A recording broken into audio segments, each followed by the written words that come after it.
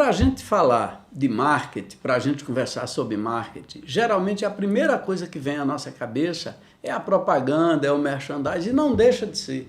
Mas o marketing é muito mais do que isso. O marketing é um complexo que existe desde a ideia que você está tendo para um produto até a finalização da venda desse produto. Ele cumpre todo o ciclo da geração da ideia, da criação do produto, da venda do produto, do resultado obtido com esse produto. Tudo isso faz parte do complexo de marketing.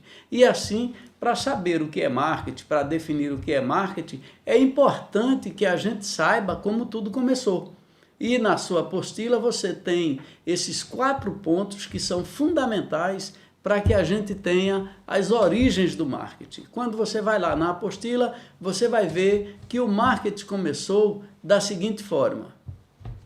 Nós tivemos as trocas de mercadorias. Essas trocas de mercadorias, elas começaram pelo excedente, ou seja, aquilo que alguém tinha de mais, trocava com alguém que tinha outra coisa que ele precisava e que também tinha de mais. Você plantava milho, tinha muito milho, o outro plantava feijão, tinha muito feijão, então você trocava o excedente, você trocava aquilo que passava do milho com o cara que tinha o feijão, com o outro que tinha a farinha, com o outro que tinha a carne, o animal, e assim começaram as trocas comerciais que se ampliaram, viraram escambo, viraram as permutas, os portugueses nos caminhos das Índias, os indianos, ou seja, todo mundo trocava mercadoria no mundo todo, uns levavam as coisas, outros traziam outras, o chinês inventou a pólvora, então Portugal pegava a pólvora, o chinês inventou a seda, então Portugal pegava a seda, Portugal levava açúcar, levava cana-de-açúcar, levava café, ou seja,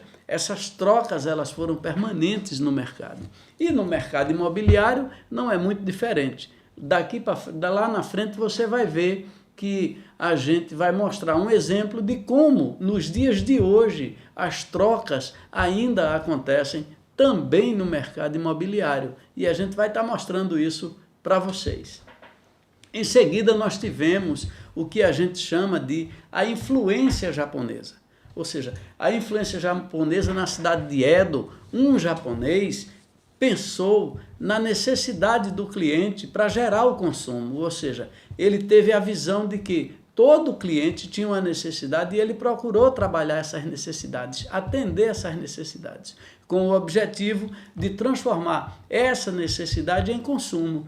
Dessa forma, nós tivemos o surgimento da necessidade, ou seja, o estudo da necessidade humana, a geração do consumo humano e, por consequência, a criação de produtos e de serviços. Essa foi uma experiência fantástica para a economia, é o segundo ponto que está aí na sua apostila, onde a gente chama de a influência japonesa. Por quê? Porque foi um japonês, na cidade de Edo, quem deu início a esse gráfico, esse organograma que a gente tem da necessidade, do consumo, da criação do serviço e da criação do produto baseado na necessidade que o cliente tem.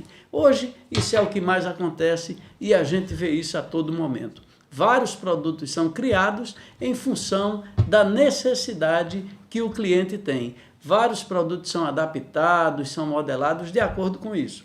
Você sabe que tem uma história interessante que um cidadão, um rapaz, ele foi com a namorada dele jantar e no jantar ele foi abrir aquele sachêzinho do extrato de tomate e de repente quando ele puxou com força, melou toda a sua camisa com aquele extrato de tomate. Isso o deixou muito irritado e o que foi que ele fez?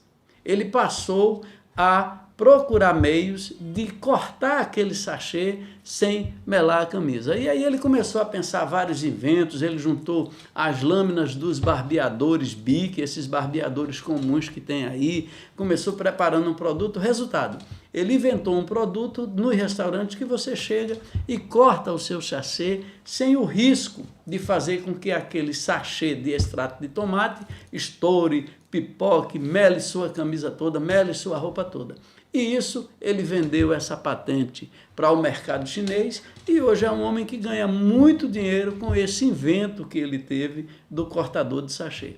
Então, em função de uma necessidade, de uma insatisfação humana, ele estava insatisfeito com aquela forma de abrir o sachê, ele conseguiu inventar um novo produto, colocar no mercado um novo produto e dessa forma ele ter o seu produto reconhecido, vendido e assim ter resultado e ter lucro. Então, isso é, na verdade, a necessidade humana que gera o consumo, que cria o serviço, que cria o produto e que precisa do marketing nesse conjunto todo para fazer com que ele seja distribuído, vendido e se encontre no mercado de uma maneira geral. Então, esse é a influência japonesa.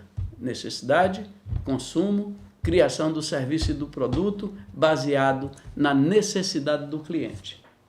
Em seguida, no ponto 3, nós temos a economia moderna, ou seja, um livro, Adam Smith, em 1776, ele lança a obra A Riqueza das Nações. Esse livro, A Riqueza das Nações, ele traz todo um tratado, todo um estudo, todo um ensaio sobre a economia e sobre o que a economia precisava para se tornar uma economia moderna. Ou seja, ele lança os princípios da administração transformadora.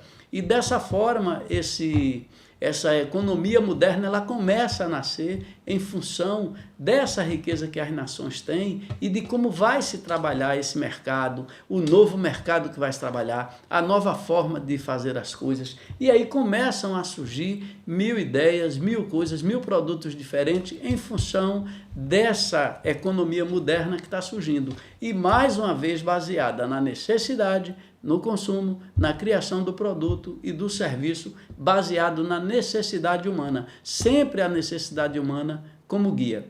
Então nós vamos ver mais na frente também como é que isso aconteceu.